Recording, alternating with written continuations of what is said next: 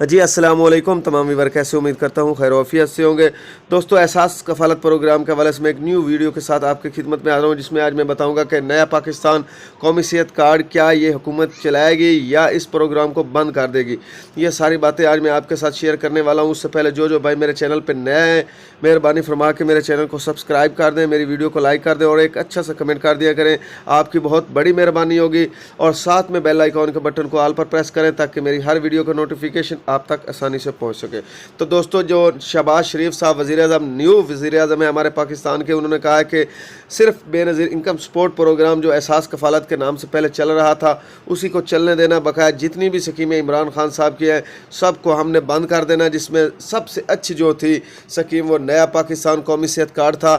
اس میں بہت سہولت تھی غریب عوام کو، جو در بدر کی ٹھوکریں کھاتے تھے، سرکاری اسپتالوں میں ان کا علاج نہیں ہوتا تھا، تو اپنے صحت کارڈ کے ذریعے وہ پرائیویٹ ہسپتال سے اپنا علاج کرواتے تھے۔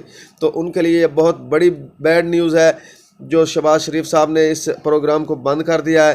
اب آپ کا جو قومی صحت کارڈ ہے آپ اس پہ اپنا علاج نہیں کروا سکیں گے، کیونکہ اس پروگرام کو انہوں نے بند کر دیا شہباز شریف صاحب نے۔ اس سے جو نچلا طبقہ غریب لوگ ہیں، جو غریب عوام ہیں، ان کو کافی نقصان پہنچا ہے شہباز شریف کے اس اقدام سے۔